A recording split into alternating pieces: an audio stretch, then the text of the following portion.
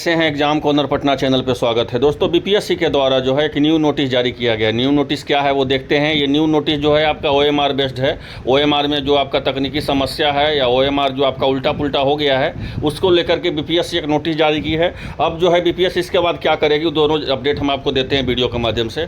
तो पहले तो देख लीजिए कि विज्ञापन संख्या 22/2024 है। विद्यालय अध्यापक लिखित वस्तुनिष्ठ प्रतियोगिता परीक्षा में ओएमआर सीट डाउनलोड करने के संबंधित सूचना जो है 14/8/2024 को आयोग के वेबसाइट पर प्रकाशित की गई थी।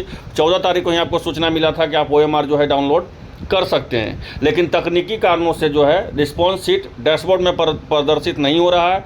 मैंने तकनीकी कारण मैंने टेक्निकल इशू के चलते जो है आपका जो रिस्पॉन्स आप कर रहे हैं वो डैशबोर्ड में प्रदर्शित नहीं हो रहा है। अब डैशबोर्ड में प्रदर्शित नहीं हो रहा है, बहुत लोग को नहीं समझ में आएगा। ये समझिए जैसे कि आप लॉगिन किए अपना यूजर आईडी पासवर्ड डालें, ठीक है।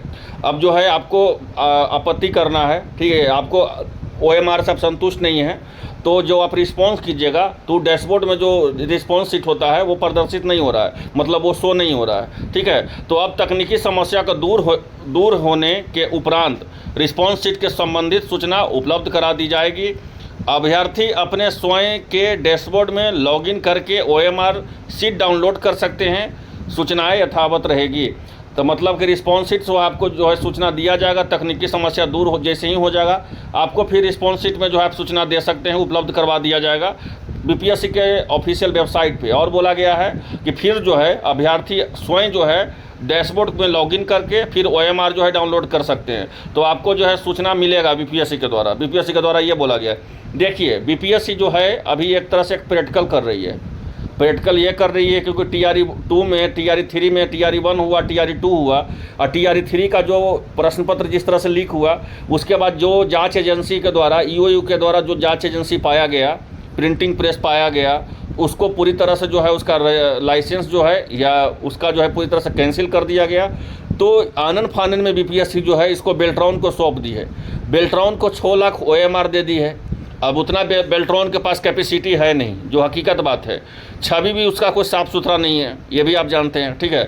तो अब जो है बीपीएससी को आपदा में एक अफसर खोजने वाला जो सिस्टम होता है ना वही यहाँ पे है, ठीक है। अब जो है धीरे धीरे करके पहले आपको ओएमआर देगी किसी तरह से रिस्पॉन्स शीट करके, फिर आपको कुछ दिन के बाद आंसर की आएगा, फिर उसके बाद जो है शिक्षा विभाग बीपीएससी मीटिंग करेगी कि 1 कैंडिडेट 1 रिजल्ट के बारे में जो आंदोलन हुआ है तो उसका भी कुछ इम्प्लीमेंट यहाँ देखने को मिलेगा। तो थोड़ा जो है लंबा जो है TRE 3.0 का जो ये रेस होगा ये पेचीदा हो गया है, इसको आप कह सकते हैं। कहने का मतलब हुआ कि इसमें उम्मीद करिएगा कि आपका जो है महीना में लास्ट तक रिजल्ट आ जाएगा आपका। अब संभव नहीं है अगस्त के लास्ट तक आपका रिजल्ट आने का, क्योंकि अभी जो है ओएमआर से बहुत सारा लोग संतुष्ट नहीं है। बहुत सारा लोग ही नहीं, मतलब 40% लोग संतुष्ट नहीं है ओएमआर से।